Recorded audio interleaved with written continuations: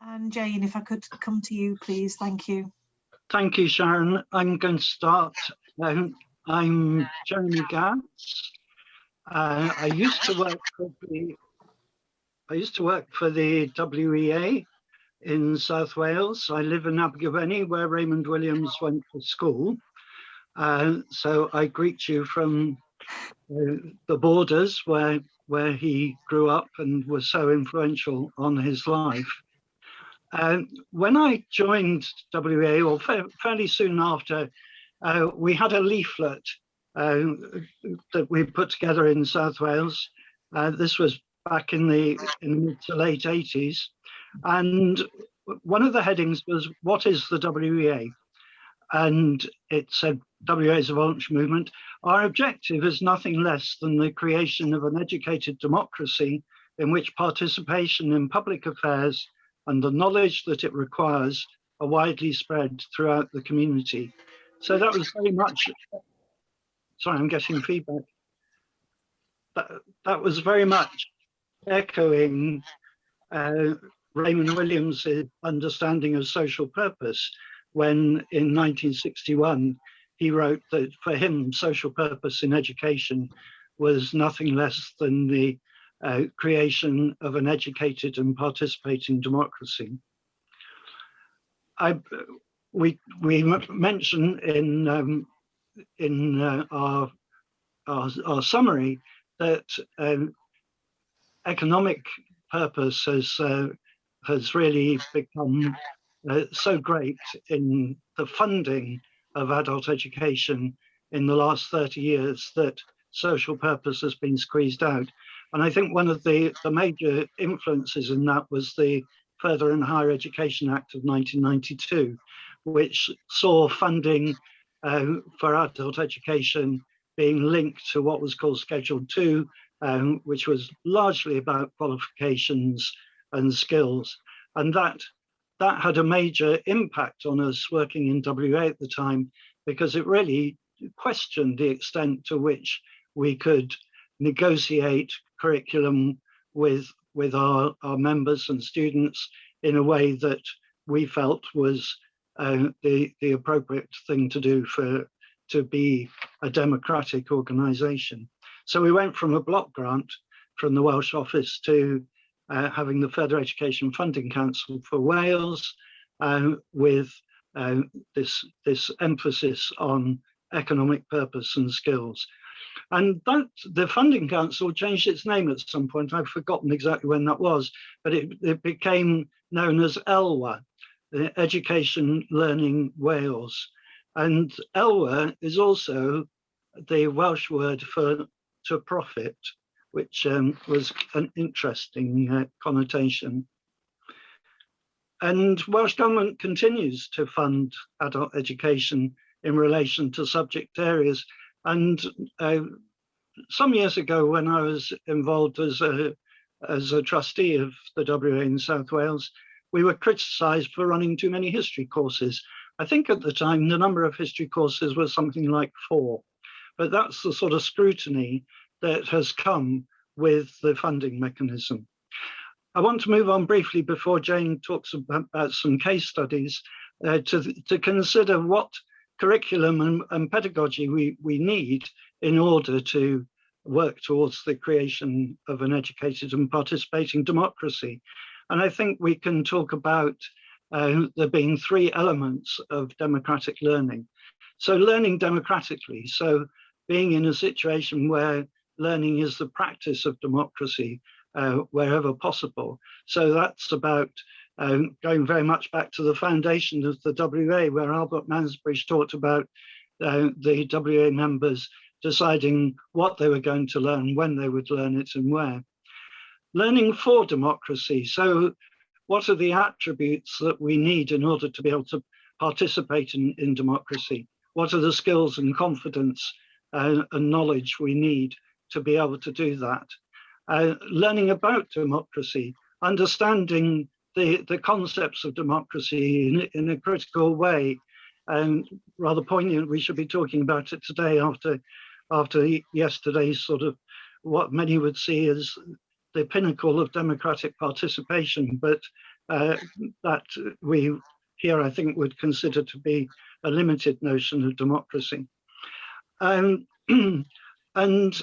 the way we actually learn, there's quite a bit of literature around this, and I just want to mention briefly Roseanne Benn, who said that practice is essential for the learning of participatory democracy. So the experience of adult education itself should be an experience of participatory democracy. So I'll hand over to Jayne. Oh, diolch, Jeremy. Pnawn da pawb. Nice to be here. I just thought I'd just start off by quickly sort of outlining some of the Welsh Government policies that sort of either support or hinder the agenda today. As an organisation, we rely on, we're funded, 95% of our delivery is funded through Welsh Government. So we've got some restrictions on what we do, but we do have a good relationship with them, and I think they are quite receptive to what we do. There are three sort of policies that I wanted to highlight. The adult community learning policy, which Jeremy mentioned, is sort of focuses really on skills and employability. But interestingly enough, during the pandemic, there has been a greater emphasis on provision for well-being and mental health. And Welsh Government's been receptive to that. So whether this is a temporary move or something that we can see in the future, we're yet to know. But I think there are definitely some links with well-being and democratic learning. Secondly, we've got the Wellbeing of Future Generations Act, and that gives statutory public bodies they need a responsibility to take a long-term approach to finding solutions to sustainability and to include people and communities in decision-making. And I think some of those themes are looking at a more equal Wales and a more cohesive Wales. So it's taking opportunities from that act and where we can fit in there. And also there's the Education for Sustainable Development and Global Citizenship Policy, which has been around for nearly 20 years now. And it's about raising awareness of consequence of our lifestyle choices from a global perspective and promoting critical thinking. And as an organisation, we're inspected on whether we embed that into our learning. And I think it's fallen off the radar a bit. And I think it's something that we perhaps need to start looking at again. So I suppose in Wales, there are some foundations for us to sort of build a democratic curriculum. We just need to think about how we're going to do it. I'm just going to go through a couple of sort of examples of where we have been able to embed democracy into what we do. We work with an organisation called Women Making a Difference. Unfortunately, they've lost their funding and they're not around anymore. But we worked with them to develop a community development course sort of aimed at women who wanted to be more involved in their community and sort of understand the democratic process.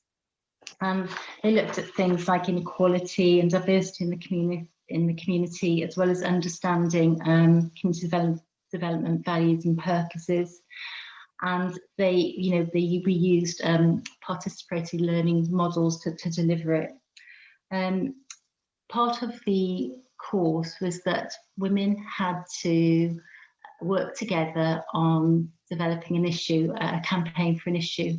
So they individually put forward a community issue that was important to them, and it was voted upon, and then the group took it on. And a couple of years ago, one learner wanted a campaign to raise awareness for the need for eye care in the BAME community, because quite often they, in that grouping, are 6 times more likely to suffer conditions that lead to blindness. So the campaign was developed and it actually got sent to the health minister at the time, Mark Drakeford, and he took it up in the Senedd. So I suppose that's an example of where, you can do something that can really change things. Some of the campaigns were that there was lots of litter in the park and women wanted to get together to sort of clean it up. So it doesn't have to be at that level. But I think it's just an example of where we have been able to influence that the courses that we've delivered have been able to influence decisions really, and the three elements of that democratic learning that Jeremy has suggested sort of fit into that programme. Secondly then, our democratic structure. As part of our structure, we have branches, and this is a legacy of our former organisation, the WA Cymru. And branches are groups of committed learners who want to sort of take control of their own learning. So the group is constituted with a chair and a secretary and a treasurer, and they're embedded in the organisation. So sometimes there's a bit of tension there, because quite often what branches would like to run isn't what Welsh Government wants us to deliver, but we have a commitment to them in our constitution, and we continue to do that, and would like to grow that. In the South East region, where I'm the regional manager, we've got 2 active branches. Mainly older learners run them, but they decide when, where, and what they want to learn, and you know, vote democratically on what that's going to be. Sort of regional staff support them, help them recruit tutors and support with venues and things like that. But ultimately, they sort of run the programme. I think that the sort of types of courses that we offer, you know, range from things like current affairs to local history to music appreciation. So it's very much dependent on what the groups want. And I think probably there's a massive social issue. You know, that there's I think the social impact on what they get from attending those classes is far more important than the actual learning itself. I think learners can get together, they can talk to each other. For some learners, they might only see that, then they might only meet other people in that group once a week. So it really sort of tackles loneliness and isolation as well. And we want to continue with that. I think learners did struggle, particularly older groups and branches during the pandemic, although we tried to support them with technology. It wasn't always what they wanted, and they did find a workaround. The music appreciation group decided to just email out music for each to listen to and comment on via email. And I think there were 15 at the start, and they all sent the emails to their friends. And by the end of the course, he had about 40 odd learners. So it's interesting how people just find their own way.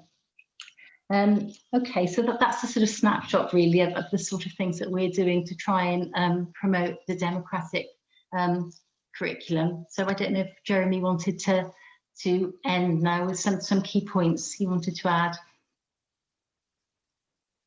I think you're on mute, Jeremy.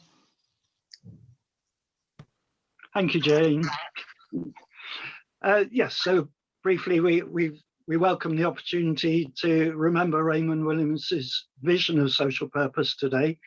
And despite the dominance of the skills agenda, we feel that the examples of democratic learning we've outlined show that there are grounds for hope that adult education has a lasting potential to contribute to an educated and participating democracy.